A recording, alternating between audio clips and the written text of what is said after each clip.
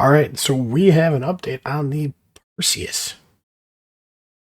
People were talking to John Crew at the Beijing Bar Citizen, so this is hearsay, and none of it's confirmed other than people are saying it's coming from John Crew. I can't confirm that, but this is what has been said. Perseus flyable IAE, so we're not going to see it, sadly, in Invictus, like I was hoping. Whenever the monthly reports came out, I kind of was figuring that more and more that it wasn't coming out, and it would be IAE. But the main turrets, the two dual turrets, supposedly are going up to size 8. Which is a monstrous change.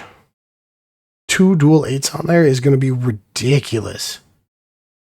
Then it has the 4 PDCs and the 2 dual size 3s. I know in my previous video on it, there was rumors that it was going to go 2 dual 4s instead, but I guess according to John Crew on this one, 2 dual 3s. And again, all hearsay. This has not been confirmed on a actual website. This has not been confirmed on a lot of things. This is just something that has been posted by a citizen, not from CIG that I'm aware of. Giving the Perseus 2 dual 8s is ridiculous. It's going to be able to go toe-to-toe with all players pretty easily now, in my opinion. Obviously, we don't know for sure until it comes out. The old argument of Perseus versus Hammerhead is kind of null and void because the Hammerhead is definitely now getting squashed. The only thing that the Polaris has over it is the torpedoes, and as long as those 4 PDCs or your other little turrets or fighters are doing their job, you're not going to have anything to worry about with the Polaris. This is insane. The only reason why I'm saying that is I have personally seen 3 ions, and I believe it was an Andromeda. It was a constellation of some kind. I believe it was the Andromeda kind. But they were bullying Polarises and blowing them up like the executive hangars. So, not very hard for Ions Infernos to be killing these. Like, they have a purpose now, right? And giving a bigger size than the gun on there, 4 of them to one ship is going to be brutal,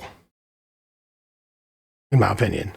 And I'm just so much more excited for this ship now. You get 4 people when engineering comes online, and you have this monstrous ship. Yeah, the point is that size 7s are hurting Polarises.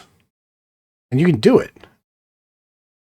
And just the size 8s is ridiculous. I can't stress that enough. I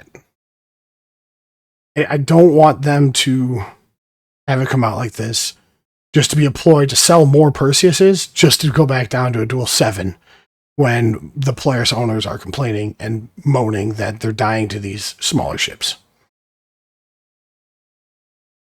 That's what I don't want. And we've seen CIG cave to a lot of things like that. Biggest one I can think of right off the top of my head of CIG caving is they said that no missiles or torpedoes will be responding with your ships, and you'll have to buy them. And a lot of Polaris owners got very, very upset with that. And other people did, but it was mostly Polaris owners because they have a whopping 500K per torpedo. And it should cost that much. It should be very hard to restock your ship.